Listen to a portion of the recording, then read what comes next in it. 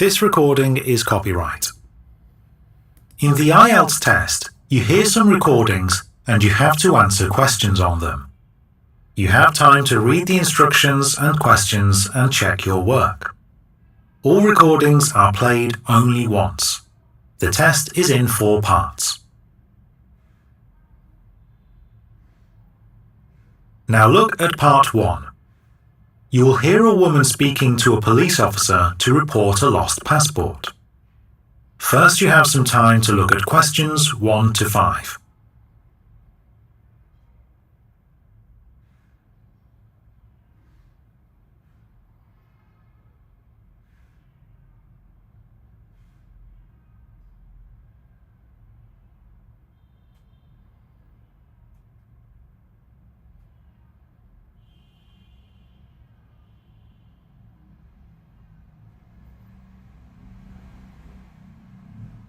Now listen carefully and answer questions 1 to 5. Good afternoon, madam. How can I help you? Oh, hello. I think my passport has been stolen and the embassy told me to register it with you. Sorry to hear that, madam. Let me find a form to take some details. Okay, here we are. So, I need to take some information about you and what's happened, and then I can give you a crime reference number to give to your embassy. Okay. Right, let's start with the information on the passport. What's your surname? It's Ms. Walsh. That's W-A-L-S-H. And your first name? Chloe. Okay, Ms. Walsh. And can I take your date of birth?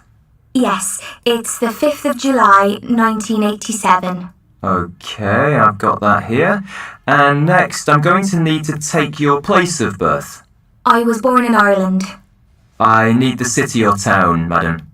Oh, it was the capital, Dublin. And do you know your passport number? I have a copy of it somewhere. Oh, yes, here you go. It's 323682. Now I need to take some contact details in case we need to contact you or if we find the passport. Can I take a phone number? Yes, my mobile number is 07780 367 021. So that's 07780 367 012. No, it ends 021. Oh, okay. And your email address? It's chloe.walsh@email.com. And finally, can I take your address, please? It's 97 East Street in Brighton, and the postcode is BN12SE. Before you hear the rest of the conversation, you have some time to look at questions 6 to 10.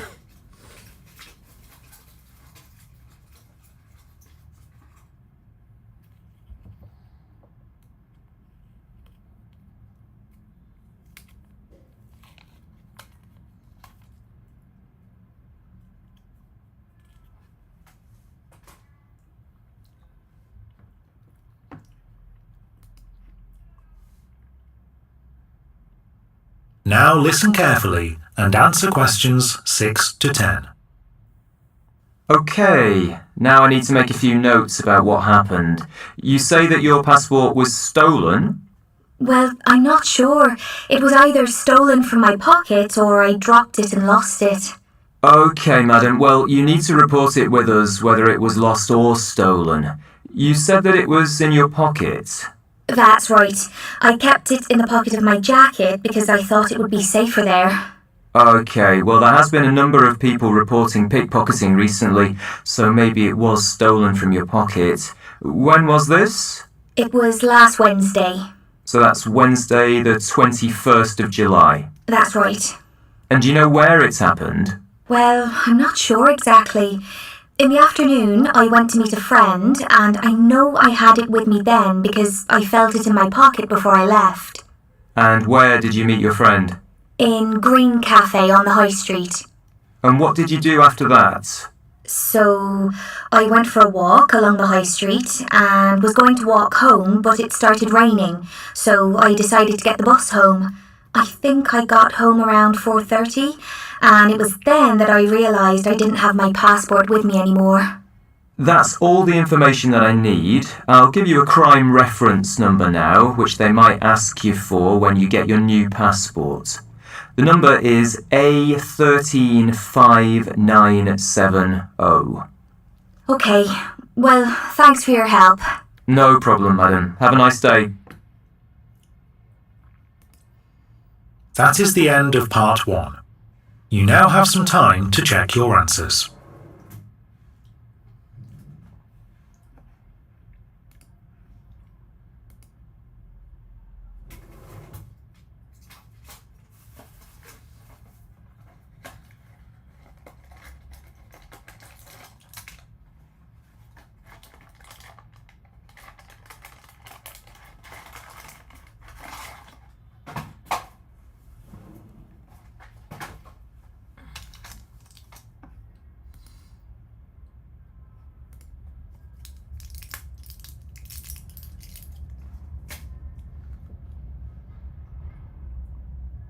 Now look at part 2. You will hear a woman who guides kayaking trips on the River Avon, speaking to a group of visitors. First, you have some time to look at questions 11 to 15.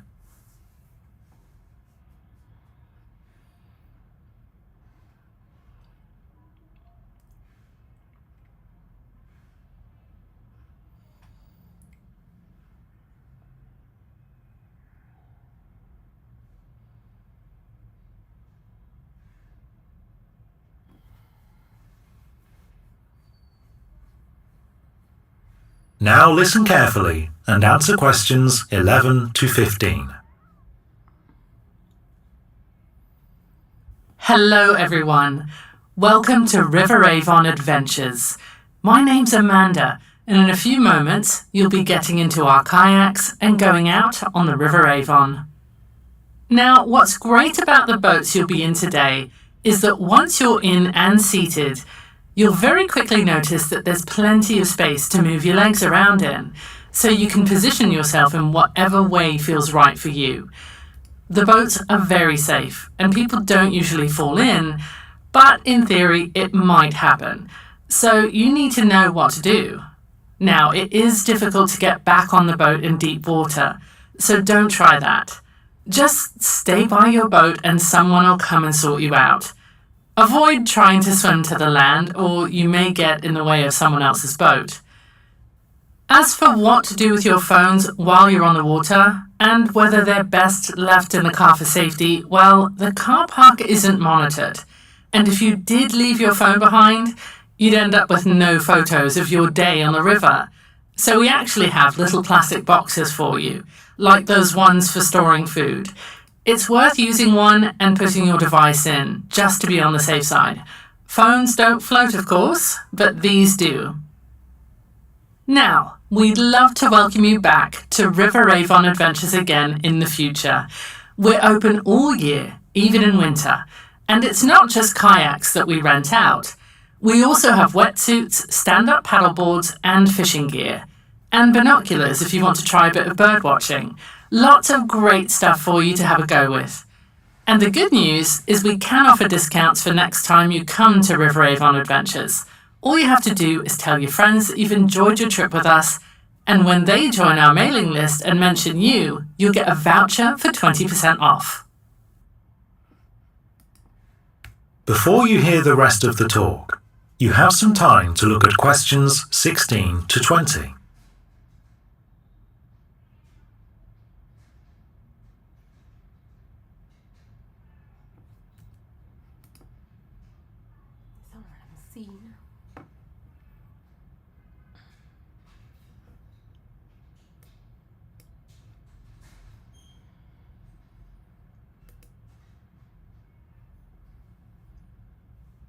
Now listen carefully and answer questions 16 to 20. Okay, we're nearly ready. You'll be going off in your boats soon. I'm just going to show you on this map what routes you can take today. So we're at the boathouse here on the south side of the river in the middle of the map. And the campsite, as you can see, is directly across the river from here on the opposite bank. The river's current is very gentle, so you can paddle either way. If you start going east, that's toward the right on the map. You'll soon come to the fish restaurant. It's on your left after you go under the old stone bridge. There's space to moor your boat if you want to stop for lunch. Or you might prefer to have a picnic of your own, and there's also a really good spot for that, with benches for you to sit on. And you'll find this where the river splits in two. So when you're having your sandwiches, you'll actually be on your very own island. If you need a toilet, you'll have to go to the west of where we are now. If you see how the car park is almost surrounded by the river, well, the loos are on the far side of the car park from here, so just beyond it, in other words, but on the same side of the water, the south side, I mean. It's just by the sharp bend in the river. And then we have Frog Rock. That's a rock in the shape of a frog. At least some people think it is. So to get there, when you're travelling west and you see a wooden bridge, there are some rocks there. But that's not Frog Rock. You need to keep going, and then it's on the right after you go under the bridge. That is the end of part 2. You now have some time to check your answers.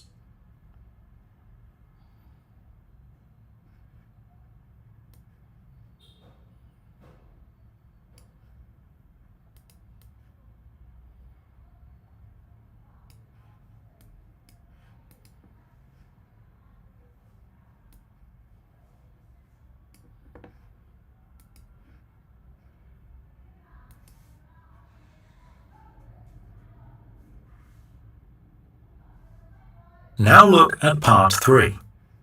You will hear 2 art students planning a presentation about the English painter John Sell Cotman. First, you have some time to look at questions 21 to 24.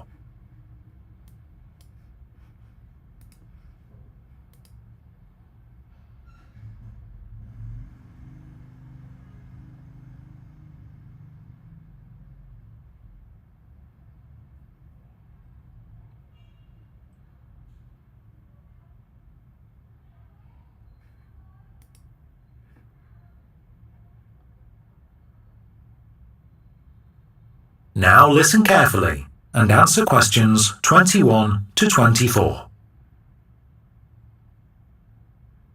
All right, Sue. Do you want to work with me on this presentation we need to give next week? Hey, Paul. Sure. So we've got to talk about one artist and show up to 6 of their artworks. Yes, that's right. We could talk about John Sell Cotman. The English watercolour painter from the 1800s. That's the one. You can tell a Cotman painting as soon as you see one. Definitely. I mean, he painted landscapes and architecture just like his contemporaries, but Cotman had this unique way of applying colour.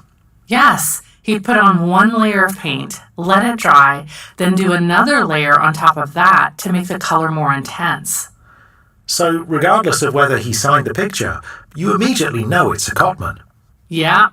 Thing is, when we present to the other students, well, Cotman, he's not exactly Van Gogh, is he? As in, he's not a world-famous painter who had a huge influence. Exactly. You and I were both familiar with him, but not everybody will be. So we can't assume any prior knowledge. Sure. I read that he often stayed somewhere called Bransby, but I'm not aware he ever painted Bransby, so I'm not sure why he went.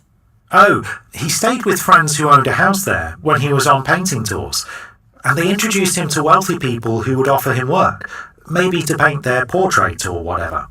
I see. So he was on the lookout for his next commission. Right.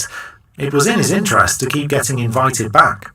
Shall we focus on Cotman's friendships in our talk? His love life and family? Personalize it. Make our classmates feel they're getting to know Cotman, the man. What do you think? Well, we could in theory go through some of the letters he wrote. I mean, plenty of them have survived, but to be honest, that might be off topic. and it would take ages. I say we keep to the brief and limit ourselves to his artworks.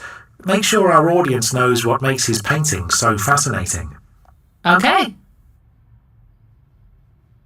Before you hear the rest of the discussion, you have some time to look at questions 25 to 30.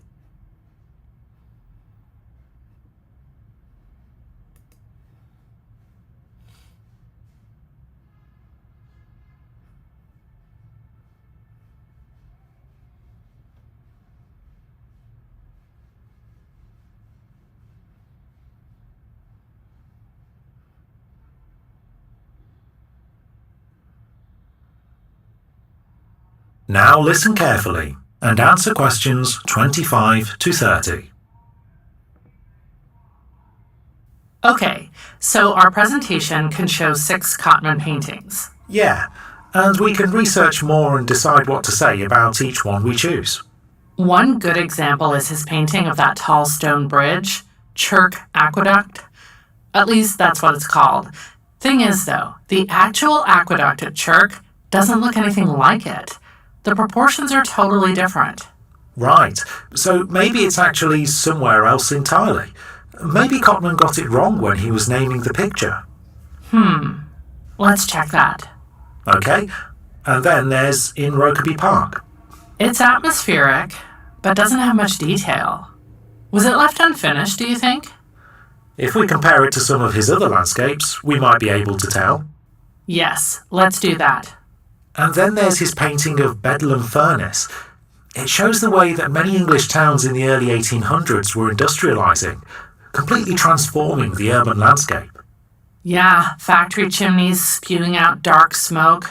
Total contrast to all those rural scenes he painted. Yeah. Is that his only portrayal of heavy industry? Possibly. I'm not aware of any more. We can do a quick search, see if there are. Okay. Oh, another one to show is Croyland Abbey. Oh, that's the one where, when he was on site, making a sketch of the building, I think there was some incident. Didn't he get involved in a fight with a passerby? You're joking. I only have a vague memory of reading about it. I'll have to look it up. Yeah, and let me know. And we could show the kitchen. It's an interior view. Quite unusual for Cotman. That features a couple of seated figures by the kitchen table. I wonder if they're Cotman's family. Could be. I've got a book on Cotman. I'll see if that says anything about their possible identity. Good idea.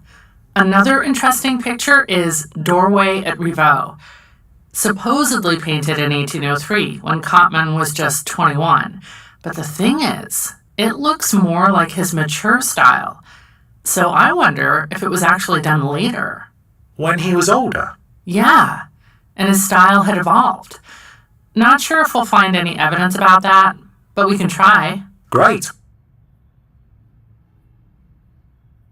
That is the end of part 3. You now have some time to check your answers.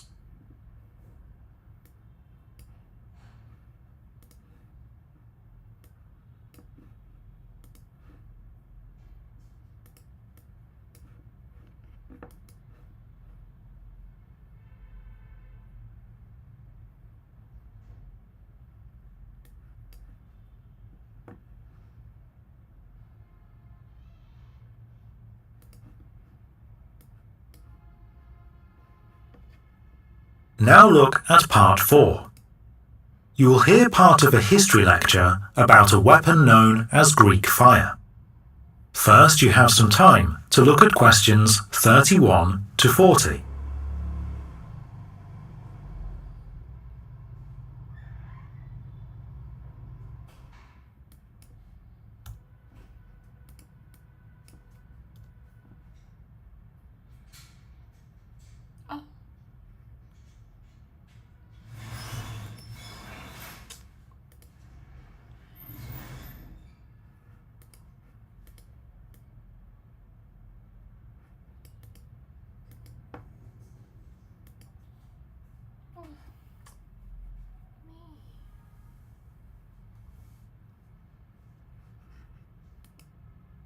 This recording is copyright.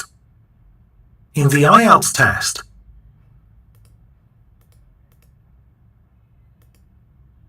This recording is copyright. In the IELTS test, you hear some recordings and you have to answer questions on them. You have time to read the instructions and questions and check your work. All recordings are played only once.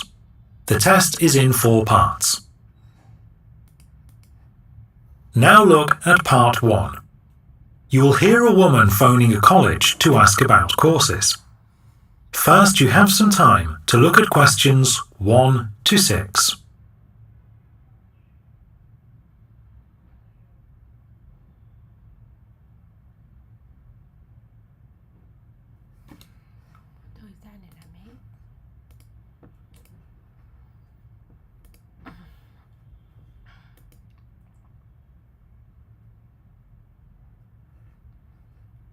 You now have some time to look at the questions on your screen.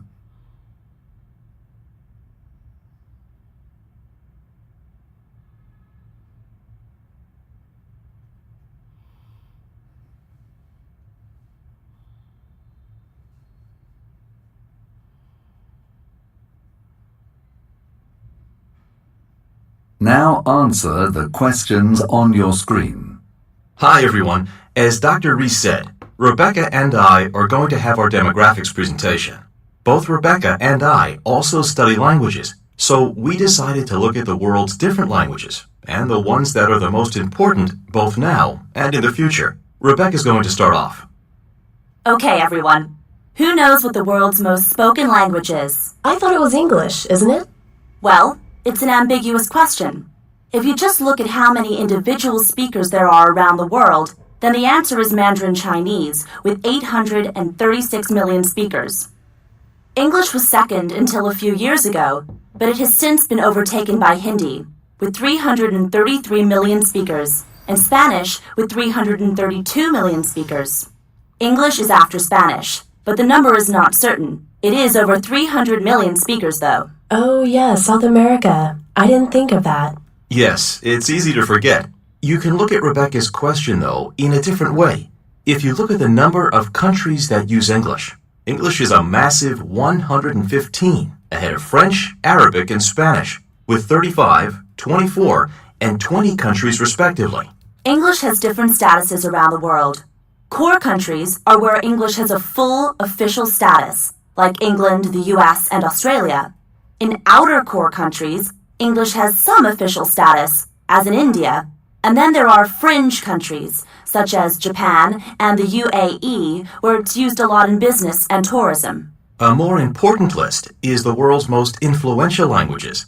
This was compiled by weighing 6 factors, which were the number of primary speakers, the number of secondary speakers, the number and population of the countries where the languages are used, the number of major fields using the language internationally, the economic power of countries using the languages, and socio-literary prestige. And the list shows the following in order of most influential.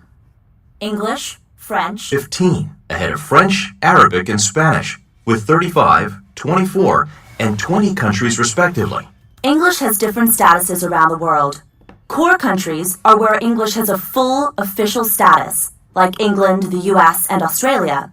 In outer core countries, English has some official status, as in India, and then there are fringe countries, such as Japan and the UAE, where it's used a lot in business and tourism. A more important list is the world's most influential languages. This was compiled by weighing 6 factors, which were the number of primary speakers, the number of secondary speakers,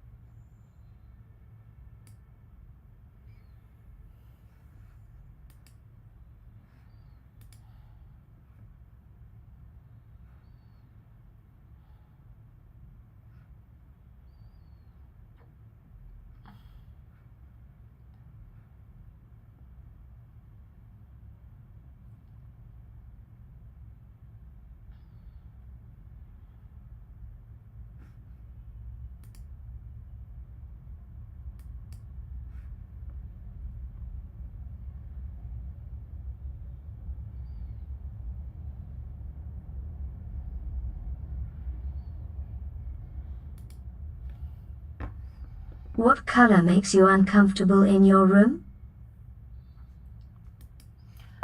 Dark color usually makes me uncomfortable in my own bedroom because it gives me the feelings of loneliness and boredom. I prefer light color and bright color such as yellow and pink. They resonate with my personalities. Dark color usually makes me uncomfortable in my own bedroom because it gives me the feelings of loneliness and the dark color usually makes me feel uncomfortable in my own bedroom because it gives me the feeling of loneliness and boredom. I prefer color, light and bright colors such as yellows and pink.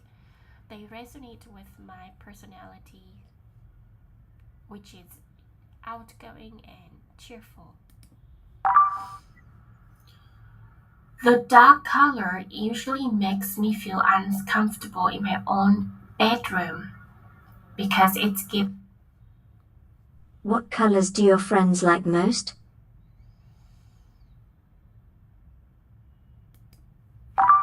It depends on my friends' personalities and preferences. And also the gender. If that is the majorities of my male friends tend to like dark color because it show off their coolness. However, for female friends, they are into bright colors such as pink and yellow, which resonates with their personalities. It depends on my friends' personalities and preferences. And also the gender. It depends on my friends' personalities and preferences and genders. The majorities of my male friends tend to like dark colors, such as black, blue, and gray, because it shows off their coolness. However, for female friends, they are into bright color such as pink and yellow, which resonates with their outgoing and cheerful personalities. It depends on my friends' personalities and preferences and genders. The majorities of my male. What's the color you dislike? Why? I dislike black because it gives me the feeling of loneliness and isolation. Apart from that, black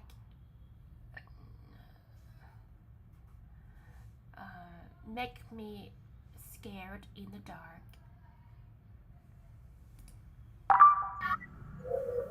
I dislike black because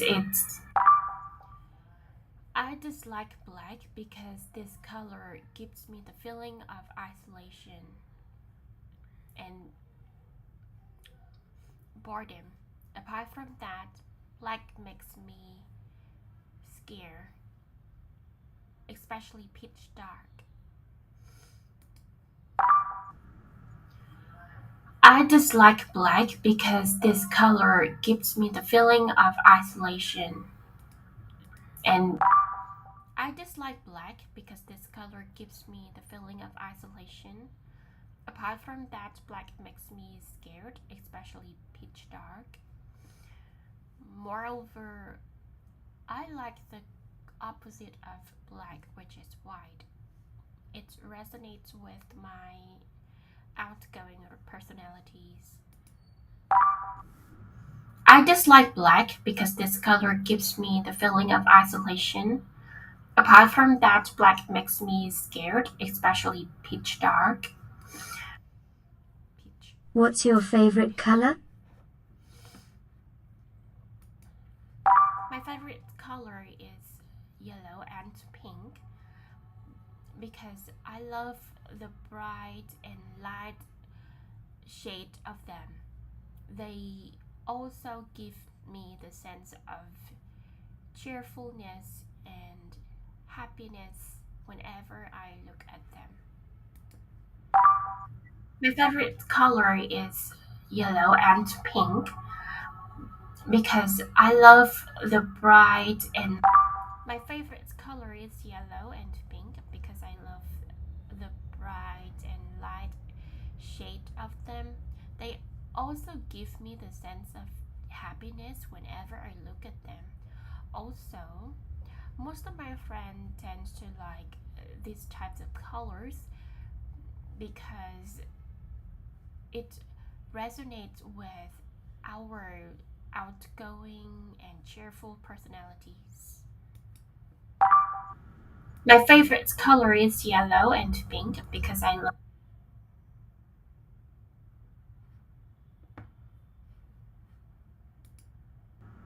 My favorite color is yellow and pink because I love the bright and light shade of them. They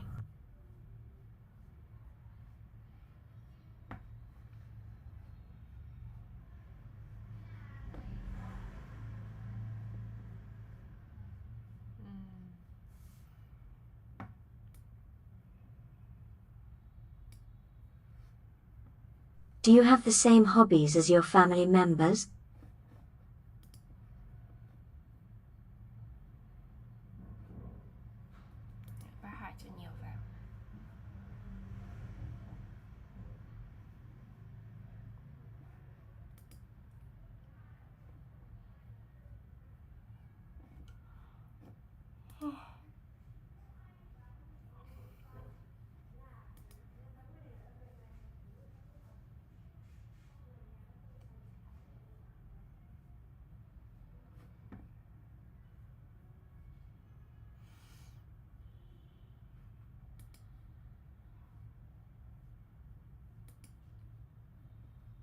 Describe a time you were very busy.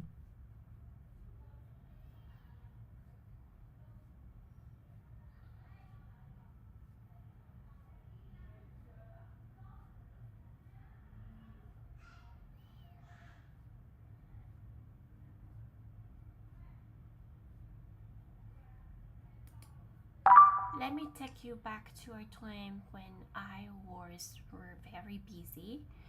Last weekend, I had such a tight schedule that I need a personal assistant to help me. His name was Bill, and he was my boyfriend. I remembered I was too squeezed with my tight schedules that I need to take some leaves off some activities such as going to the gym and having dinners with my family members. In the morning, I worked out as usual, but then I had an important meeting with my clients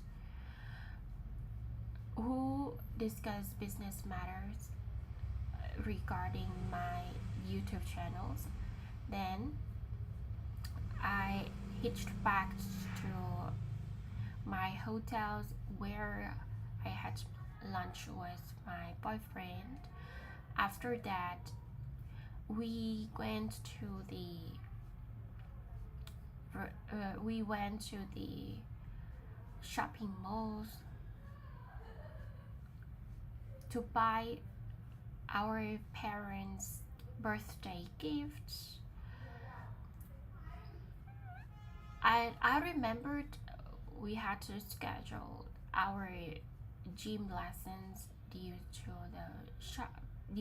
the extended hours for shopping.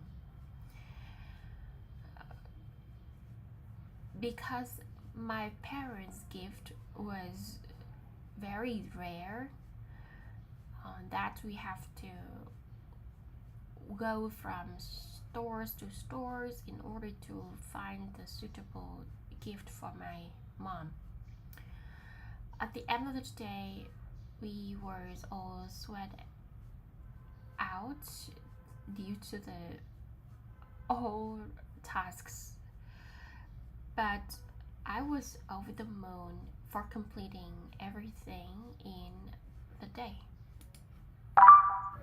Let me take you back to a time when I was very busy. Last weekend,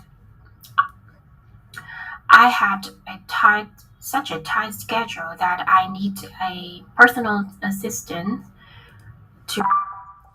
Let me take you back to a time when I was very busy. Last weekend, I had a tight schedule that I need a personal assistant to help me organize all the tasks of the day. I used the ChatGPT to help me make an easy executed plan, and luckily, it's thanks to the ChatGPTs, all things work well in the end. I remembered waking up in the morning at 5 a.m. to do some stretchings and took some yoga classes. Then I hitched back to my house to have some dinners before heading out for work. My company had a business partner who decided to give us more than a million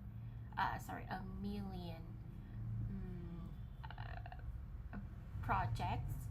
So we had to prepare carefully for that meeting beforehand. And I remembered cancel all of my other gym classes so that I could focus on that meeting 100%. Then, after meeting with that special guest and complete the contract with them, signed the contract with them, I went home to relax for just 30 minutes before heading out to the shopping mall for my parents' birthday gift. That night, our parents organized a big birthday party for my mom, and I had to prepare the gift for her. I wanted to buy a special gift because after all she was the one who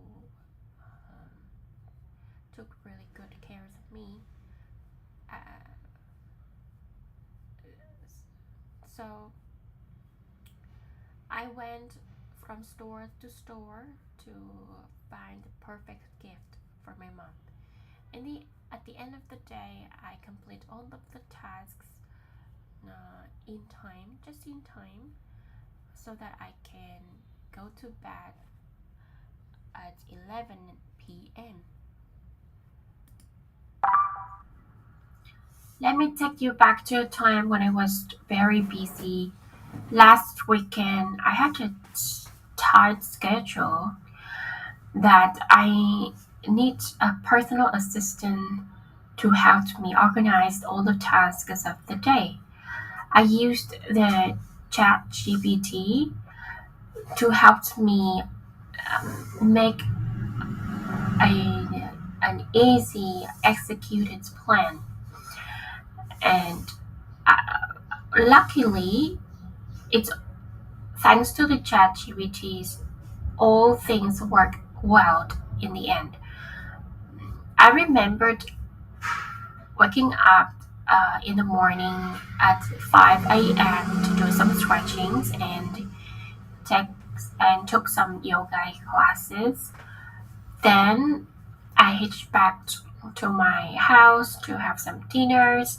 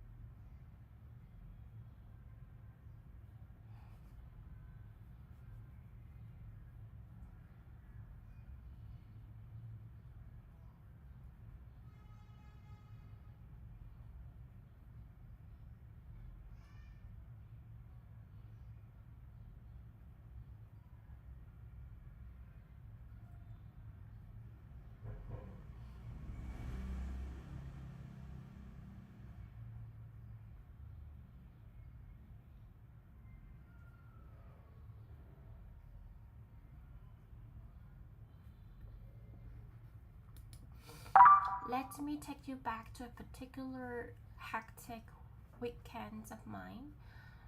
Last Sunday, I had such a tight schedule that I needed a personal assistant to help me organize my tasks of the day. I used the ChatGPT to help me make an easily executed plan. Thankfully, the ChatGPT's organized everything so well that my day went by smoothly. I remembered rolling off the bed at 5 a.m. in the morning. Then I did some stretching and took yoga lessons to help me feel better. Then, because I had a big company,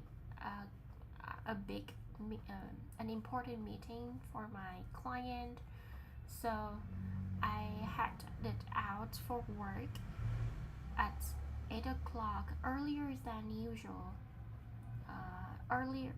1 hour earlier than usual, so that I could prepare better and calmed myself before the meeting. After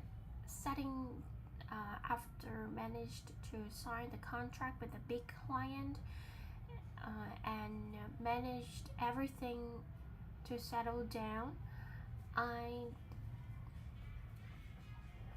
hit the shopping malls for my birthday present. My parents' birthday presents. That night, our family held a big surprise party for my mom's birthday. So I wanted to buy a huge luxurious gift for her. Then, because she has always been there for me. At the end of the day, I was able to complete all the tasks and hit the set at 11 p.m. I feel accomplished. Let me take you back to a particular hectic weekend of mine. Last Sunday, I had such a tight schedule that I needed a personal assistant to help me organize my tasks of the day. Let me take you back to a particularly hectic weekend of mine. Last Sunday, I had such a tight schedule that I need my ChatGPT to help me organize my task of the day. Thankfully, the ChatGPT organized everything so well that my day went by smoothly. I remembered rolling off the bed at 5 a.m. in the morning so that I can have enough time for some stretching and yoga classes. Then, because I had an important meeting with my client, so I headed out for work at 8 o'clock earlier, 1 hour earlier than usual, so that I could prepare better and calm myself before the meeting. After managing to sign the contract with a big client and managed to settle everything down, I hit the mall for my parents' birthday parties. That night, our family held a big surprise parties for my mom's birthday, so I wanted to buy a huge luxurious gift for her because she has always been there for me. at the end of the day, I was able to accomplish all of the tasks to hit the sack at 11 p.m., feeling accomplished and prepared for the next day. Let me take you back to a particularly hectic weekend of mine. Last Sunday, I had such a tight schedule that I need my ChatGPT to help me organize my task of the day. Thankfully, the ChatGPT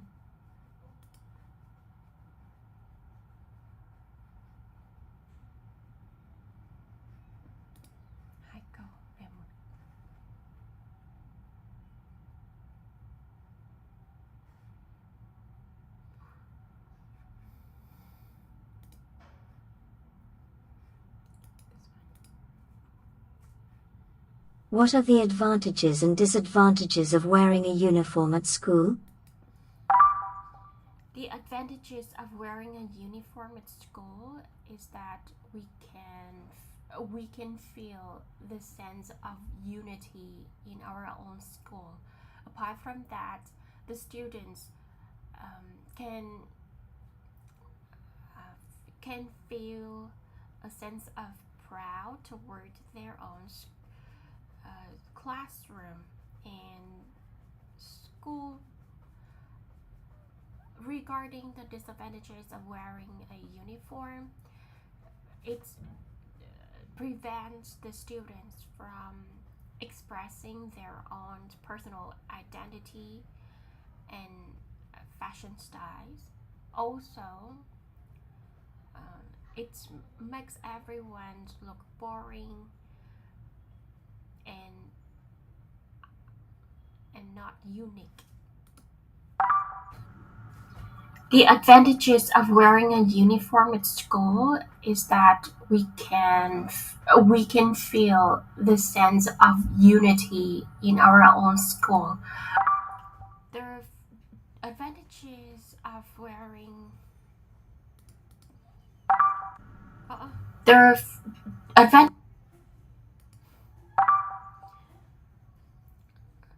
The first advantages of wearing a uniform at school is that we can feel a sense of unity. Apart from that, the students can feel equal among classmates, as they will not feel rich or poor. Regarding the disadvantages of wearing a uniform, it prevents the students from expressing their own personal identity and fashion styles. Also, it makes everyone look dull and not unique.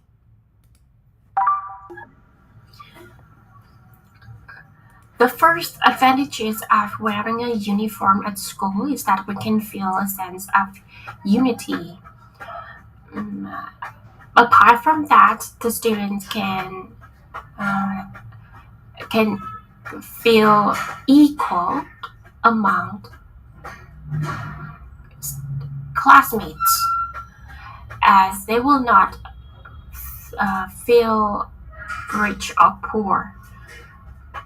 Regarding the disadvantages of wearing a uniform, it prevents the students from expressing their own personal identity.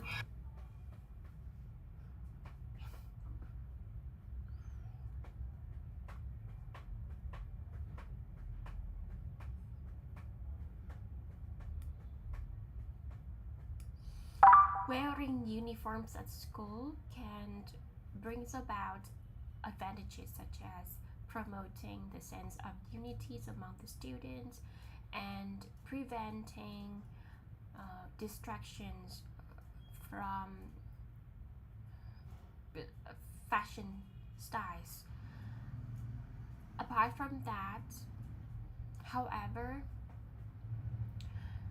it prevents the students from expressing their own personal identity and make some students feel uncomfortable. Wearing uniforms at school can bring about advantages such as wearing school uniforms can bring about advantages such as promoting the sense of unity among the students and prevents the distractions of fashion styles. Apart from that, it prevents the students from expressing their own personal identity and makes some students feel uncomfortable because of the bad material. Wearing school uniforms can bring about advantages such as promoting the sense. Wearing school uniforms can bring about advantages such as promoting the sense of unity among the students and preventing the distraction related to fashion. Apart from that, it prevents the students from expressing their own personal identity and makes the student feel uncomfortable because of the bad material. Wearing school uniforms can bring about advantages such as wearing school uniforms can bring about the benefits such as promoting the sense of unity among the students and preventing the distractions related to fashion. Apart from that, it limits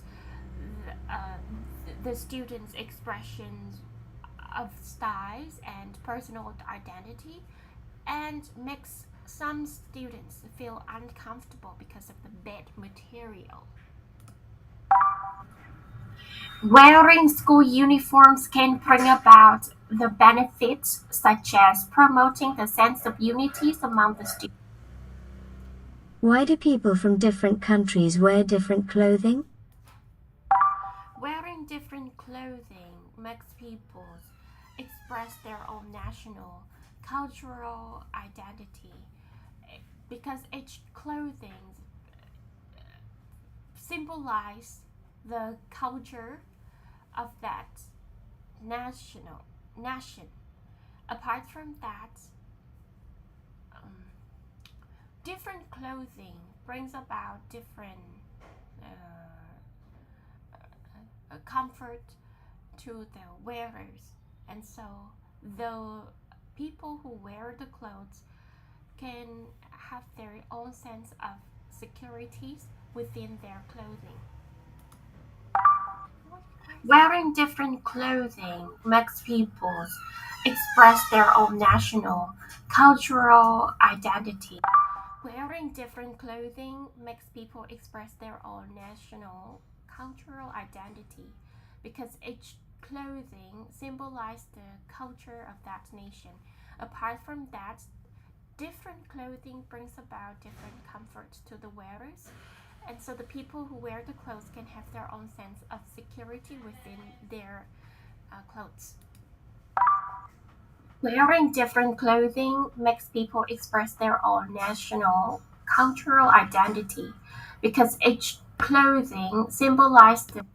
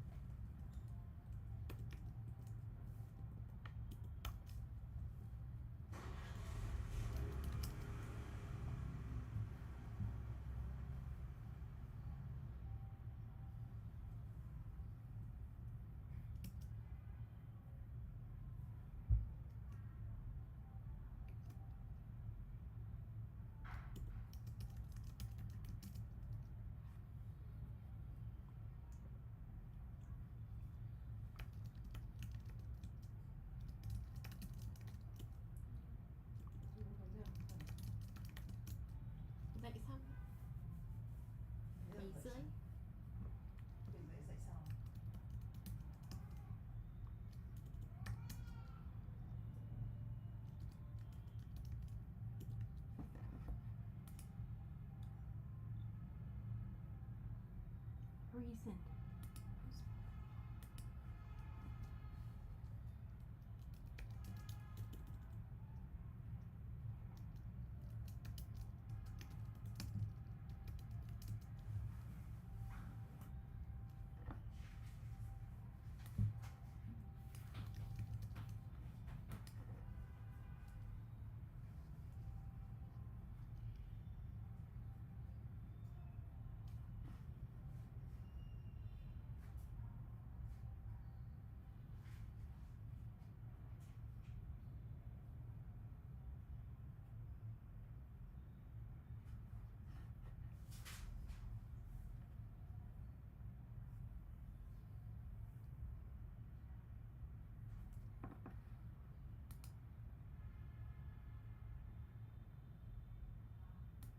Visits.